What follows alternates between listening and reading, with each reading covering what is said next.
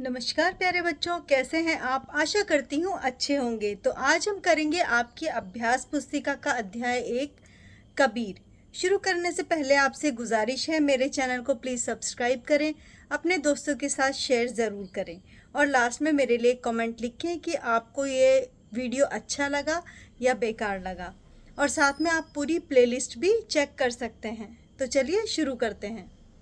तो सबसे पहले हम जान लेते हैं कबीर का परिचय। कबीर का जन्म 1398 में काशी में हुआ माना जाता है। काशी उनका बर्थ प्लेस है। गुरु रामानंद के शिष्य कबीर ने 120 वर्ष की आयु पाई। उनके टीचर जो है वो रामानंद है और उनकी एज जो है 120 थी जब उनकी मृत्यु हुई। जीवन के अंतिम कुछ वर्ष मगहर में बिताए और वहीं चिर निद्रा में लीन हो गए। मीन्स उनकी डेथ जो है वो मगहर नाम के प्लेस पे हुई। कबीर का आविर्भाव ऐसे समय में हुआ था जब राजनीति, धार्मिक और सामाजिक क्रांतियां अपने चरम पर थी। कबीर क्रांतिदर्शी कवि थे। उनकी कविता में गहरी सामाजिक चेतना प्रकट होती है। तो कबीर जो है उन्होंने जो भी कुछ कविताएं, दोहे या साखियां लिखे, उनके अंदर उनका लेखन कला है, उसमें पता चलता है कि उन्होंने सामाजिक चेतना का बहुत अधिक ध्यान रखा है। उनकी कविता सहज ही मर्म को छू लेती है। एक और धर्म के बाह्य आडंबरों पर उन्होंने गहरी और तीखी चोट की है, तो दूसरी ओर आत्मा और परमात्मा के विरह मिलन के भावपूर्ण गीत गाए हैं। तो आप कबीर की जो साखियां हैं उसमें पढ़ेंगे तो उसमें आप देखेंगे कि उन्होंने धर्म के अंदर जो बाह्य आडंबर होते हैं, जैसे हिंदू धर्म में देखें तो पूजा पाठ होता है या तिलक छापा, माला जपना, इस तरह से जो बाह्य आडंबर हैं, या मुसलमानों में है तो नमाज अदा करो या इस तरह से, तो ये सभी बाह्य आडंबर जो हैं वो नहीं मानते थे। वो केवल मानवता और आत्मा परमात्मा जो है उनके बारे में ही बातें करते थे। कबीर शास्त्रीय ज्ञान की अपेक्षा अनुभविक ज्ञान को अधिक महत्व देते थे। उनका विश्वास सत्संग में था। सत्संग का अर्थ होता है जो लोग अच्छी बातें आपसे करें, जो विद्वान लोग हों, उनके साथ आपको सत्य की संगत करनी चाहिए, सही लोगों के संग में बैठना चाहिए। वे मानते थे कि ईश्वर एक है, वह निर्विकार है और अरूप है। मतलब वो ईश्वर को किसी रूप में नहीं मानते थे, वो अविकार, निर्विकार, एक शक्ति के रूप में उन्हें मानते थे। कबीर की भाषा पूर्वी जनपद की भाषा थी। उन्होंने जन चेतना और जन भावनाओं को अपने शब्द और साखियों के माध्यम से जन जन तक पहुंचाया। तो उनकी भाषा जो उन्होंने यूज़ की वो पूर्वी जनपद की भाषा थी। अच्छा, एक बात मैं आपको बताना चाहती हूँ, ये जो मैं पढ़ रही हूँ ये वेस्ट नहीं है। इसमें से कई बार छोटे छोटे क्वेश्चन आ जाते हैं, तो आप पूरा लेसन जो है, पूरा वीडियो देखेंगे तो अच्छा रहेगा। आगे ये दिया हुआ है पाठ में प्रवेश। पाठ प्रवेश का अर्थ है कि इस लेसन में आपको क्या बताया है वो सब इसके अंदर बताया गया है। इसे भी आप ध्यान से पढ़ें क्योंकि वही इसमें से ऑब्जेक्टिव क्वेश्चन कभी कभी आ जाते हैं। साखी शब्द साक्षी शब्द का तद्भव रूप है। साक्षी का अर्थ होता है विटनेस। साक्षी शब्द साक्ष्य से बना है जिसका अर्थ होता है प्रत्यक्ष ज्ञान। यह प्रत्यक्ष ज्ञान गुरु शिष्य को प्रदान करता है। संत संप्रदाय में अनुभविक ज्ञान की महत्वता है, शास्त्रीय ज्ञान की नहीं। कबीर का अनुभव क्षेत्र विस्तृत था, तो इसके अंदर इन्होंने बताया साखी जो है वो साक्षी, यानी कबीर जो है उन्होंने जो भी साखियाँ लिखी उसका अर्थ है कि वो वहाँ पे विटनेस के रूप में थे। उन्होंने जो देखा इस समाज में होते हुए उन्हीं को लिखा है। और जो साखी जो है उसको इन्होंने प्रत्यक्ष ज्ञान किससे प्राप्त होता है? गुरु के द्वारा जो शिष्य को दिया जाता है उसे इन्होंने प्रत्यक्ष ज्ञान कहा है। और कबीर क्योंकि संत संप्रदाय से संबंधित है और संत संप्रदाय में अनुभविक ज्ञान, यानी आप जब संसार में रहते हो आपको जो व्यवहारिक ज्ञान प्राप्त होता है उसके बारे में ही, उसकी ही महत्व है, ना कि शास्त्रीय यानी किताबी ज्ञान की। कबीर जगह जगह भ्रमण कर प्रत्यक्ष ज्ञान प्राप्त करते थे, अतः उनके द्वारा रचित साखियों में अवधी, राजस्थानी, भोजपुरी और पंजाबी भाषाओं के शब्दों का प्रभाव स्पष्ट दिखाई देता है। इसी कारण उनकी भाषा को पंचमेल खिचड़ी कहा जाता है। कबीर की भाषा को सधुकड़ी भी कहा जाता है। तो कबीर की भाषा को पंचमेल और खिचड़ी या सधुकड़ी भाषा कहा जाता है, क्योंकि इसके जब आप इनकी ये जो साखियाँ हैं इनको पढ़ोगे तो इसके अंदर आप देखोगे कि हर लैंग्वेज के कोई ना कोई वर्ड जो है वो इनके में संकलित है, क्योंकि कबीर जो है वो जगह जगह पर घूमते रहते थे और इसीलिए उनकी भाषा में वहाँ की जो लोकल लैंग्वेज है वो कहीं से कोई शब्द कहीं से कोई शब्द लेके सभी भाषाओं का उपयोग उनकी लेखों के अंदर उन्होंने किया है। साखी वस्तुतः दोहा छंद ही है, जिसका लक्षण है 13-11 के विश्राम से 24 मात्रा। इसको आप याद कर लीजिएगा। प्रस्तुत पाठ की साखियाँ प्रमाण है कि सत्य की साक्षी देता हुआ ही गुरु शिष्य को जीवन के तत्व ज्ञान की शिक्षा देता है। यह शिक्षा जितनी प्रभावपूर्ण होती है उतनी ही याद रखे जाने योग्य भी होती है। तो गुरु जो है वो शिष्य को जो साक्ष्य के आधार पर जो ज्ञान देता है वो उसके आधार पर ये साखियाँ रचित की गई हैं कबीरदास जी द्वारा। अब हम साखी शुरू करते हैं। ऐसी बाणी बोलिए मन का आपा खोए, आपन तन शीतल करे औरन को सुख होय। ऐसी वाणी यानी बोली, बोलिए यानी बोलना चाहिए। आपको ऐसी वाणी बोलनी चाहिए जिसमें मन का आपा खोए। आपा का अर्थ होता है अहंकार। तो उस वाणी को सुनकर हमारे मन का अहंकार जो है वो खो जाए, गायब हो जाए। हमें ऐसी वाणी बोलनी चाहिए जिससे मन का अहंकार खो जाए। अब आपन तन शीतल करे, और उस वाणी को बोलने अगर हम किसी और से बोल रहे हैं तो हमारे तन को भी शीतलता प्रदान करे, औरन को सुख होए। और जो वाणी हम बोल रहे हैं वो दूसरों से बोलें तो उन्हें भी सुख की प्राप्ति हो। इसका अर्थ है कि हमें ऐसी वाणी बोलनी चाहिए जिससे हमारे मन का अहंकार जो है वो खो जाए या ना हो, उसके अंदर हमारे मन का अहंकार ना हो, और जिसको बोलने के बाद हमारा तन जो है उसको भी शीतलता प्रदान करे और जो लोग सुने उन्हें भी सुख हो। अगला है कस्तूरी कुंडली बसे मृग ढूंढे वन माही, ऐसी घटी घटी राम है दुनिया देखे नाही। कस्तूरी जो है एक खुशबूदार पदार्थ होता है जो किसकी कुंडली यानी नाभि के अंदर होता है, एक मृग की, हिरण की, डियर की। तो कस्तूरी कुंडली बसे, कस्तूरी जो खुशबूदार पदार्थ है वो बसा होता है मृग की कुंडली के अंदर, उसकी नाभि के अंदर, उसकी बैली के अंदर। मृग ढूंढे वन माही, लेकिन मृग जो है उसको पूरे वन में ढूंढता रहता है क्योंकि उसको वो खुशबू आती रहती है और वो ढूंढता रहता है कि कहाँ से आ रही है। ऐसे घटी घटी राम है। और इसी तरह से इस संसार के घाट घाट पर कण कण में राम बसे हुए हैं, अर्थात भगवान बसे हुए हैं।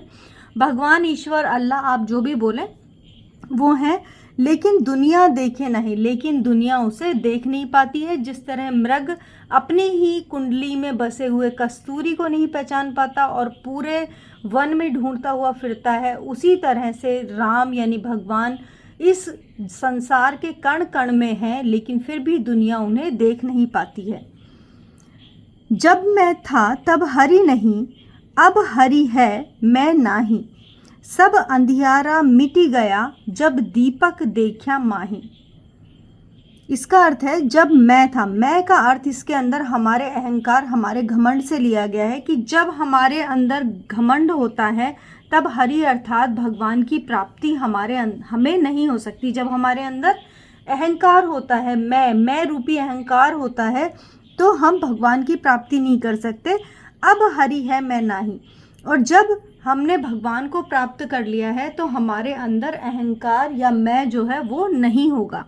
सब अंधियारा मिट गया, चारों तरफ जो हमारे जीवन में अंधियारा था जब तक हमने भगवान को प्राप्त नहीं किया था वो मिट गया है जब दीपक देखा माही, माही यानी अपने ही अंदर, जब मैंने अपने ही अंदर दीपक देख लिया है। तो इस पूरी साखी का अर्थ इस तरह से है कि जब तक भगवान को प्राप्त नहीं किया था तब तक आदमी अपने ही अहंकार के अंदर जीता रहता है, लेकिन जो ज्ञानी संत महात्मा या फिर बड़े लोगों को आप देखोगे जिन्होंने भगवान को प्राप्त कर लिया है, उनके अंदर किसी भी प्रकार का अहंकार नहीं होता है और उनके अंदर का सारा अंधियारा अंधकार जो है वो मिट जाता है, क्योंकि उनके अंदर ही वो भगवान रूपी जो दीपक है उसको देख लेते हैं। अगला है, सुखिया सब संसार है, खाए अरु सोए, दुखिया दास कबीर है, जागे अरु रोवे। कबीरदास जी कह रहे हैं कि ये संसार, सुखिया सब संसार, सारा संसार सुखी है। क्यों सुखी है? क्योंकि खाए अरु सोवे, वो खाना खाता है और सो जाता है। दुखिया दास कबीर है, कबीर जो है वो अपने आप को कह रहे हैं कि मैं दास हूँ, मैं कबीर, मैं बहुत दुखी हूँ। जागूं अरु रोऊं, मैं जागता हूँ और रोता हूँ। इसका भावार्थ इस तरह से है कि कबीरदास जी कहते हैं क्योंकि ये संसार जो है वो केवल सांसारिक कार्यों के अंदर ही व्यस्त रहता है, संसार के काम करता है, रात को अपना खाना खाता है, सो जाते हैं सब लोग, किसी भी प्रकार की चिंता नहीं करते। लेकिन कबीरदास जी जो हैं वो इस संसार में मानवता के बारे में सोचते हैं और मानवों के कल्याण के बारे में सोचते हैं, प्रभु के बारे में सोचते हैं, इसीलिए वो जगे रहते हैं, उन्हें नींद नहीं आती है। इस संसार को वो सुखी बनाना चाहते हैं और इसीलिए वो रोते रहते हैं भगवान के विषय में सोचकर और इस संसार के कल्याण के विषय में सोचकर।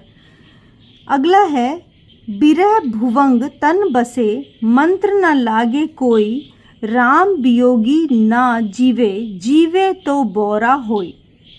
विरह, विरह मतलब विरह यानी वियोग, यानी दो लोगों का बिछड़ना। भुवंग का मतलब होता है सांप, तन बसे। विरह रूपी सांप मेरे तन में, मेरे शरीर में बसा हुआ है। और जिस तरह से एक सांप का विष जो है वो शरीर में आ जाता है तो मंत्र से लोग उसका उपचार करते हैं। मंत्र ना लागे कोई, कोई भी मंत्र जो है उसका प्रभाव मेरे ऊपर नहीं हो रहा है। राम वियोगी ना जीवे, राम से जब मेरा वियोग हो गया है तो अब मैं ज़िंदा नहीं रह सकता हूँ। जीवे तो बोरा होए, अगर मैं ज़िंदा रहा तो मैं अवश्य ही बोरा जाऊँगा, यानी पागल हो जाऊँगा। तो इसके अंदर कबीरदास जी कहना चाहते हैं कि विरह, राम से विरह रूपी जो सांप है उसने मेरे तन के अंदर वो बस गया है, उसका जहर मेरे अंदर है और इसीलिए राम से वियोग का जो सर्पदंश है वो अब मुझसे नहीं सहा जाता है। कोई भी मंत्र जो है वो मेरे शरीर को नहीं लगेगा। अब राम से वियोग होने पर या तो मैं ज़िंदा ही नहीं रहूँगा और अगर ज़िंदा रहा तो मैं अवश्य ही बोरा जाऊँगा, पागल हो जाऊँगा। आगे है, निंदक नेड़ा राखिए, आंगन कुटी बंधाए, बिन साबण पानी बिना, निर्मल करे सुभाए। कबीरदास जी कह रहे हैं कि निंदक को, यानी जो आपकी आलोचना करते हैं, निंदक का अर्थ ये नहीं है कि आपके पीठ पीछे आपकी बुराई करने वाले, निंदक का अर्थ इसके अंदर ये लगाया गया है कि जो लोग आपके सच्चे हितैषी हैं, आपके व्यवहार में, आपके कार्यों में वो देखते हैं कि आप कोई गलती कर रहे हैं तो आपको वो बताते हैं। निंदक का अर्थ उन व्यक्तियों से लगाया गया है, उन लोगों से नहीं लगाया गया है जो आपकी आलोचना करते हैं। निंदक नेड़ा राखिए, नेड़ा यानी पास, राखिए मतलब रखना चाहिए। जो आपकी आलोचना करने वाले हैं उनको अपने पास रखना चाहिए। आंगन कुटी बंधाए, किस तरह से पास रखना चाहिए? जैसे आपके घर का आंगन जो होता है उसी के अंदर उनकी कुटिया या उनका घर जो है वो बना देना चाहिए, इतना पास रखना चाहिए।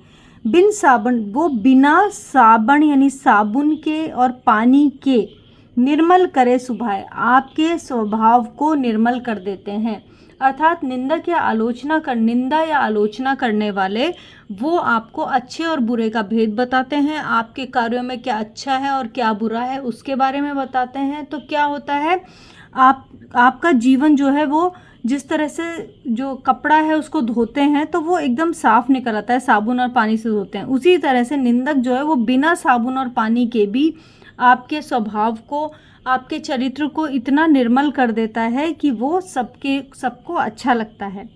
पोथी पढ़ी पढ़ी जग मुआ, पंडित भया न कोई, एके आछिर पीव का, पढ़ी सुपंडित होए। कबीरदास जी कह रहे हैं, पोथी का अर्थ होता है किताबें, किताबें जो धर्म से संबंधित होती हैं, ज्ञान से संबंधित होती हैं। पढ़ी पढ़ी यानी पढ़कर, ये जग, ये संसार, पंडित भया न कोई, संसार में लोगों ने बहुत सारी किताबें पढ़ी हैं लेकिन कोई भी पंडित नहीं हुआ है। एक ही आछिर पीव का, एक अक्षर प्यार का, पढ़ेगा जो सो पंडित होए, वही पंडित हो जाएगा। यानी कबीरदास जी के नज़रों में वह व्यक्ति विद्वान है, पंडित। पंडित का अर्थ यहाँ पे विद्वान व्यक्ति से लगाया गया है, जिससे संपूर्ण ज्ञान होता है। तो पोथी पढ़कर आप पंडित नहीं बन सकते हैं। आप एक अक्षर प्रेम का पढ़ लेंगे, यानी आप इस संसार के सभी जीव जंतुओं से, प्रकृति से प्रेम करना सीख जाएंगे, तो आप सच्चे पंडित कहलाएंगे।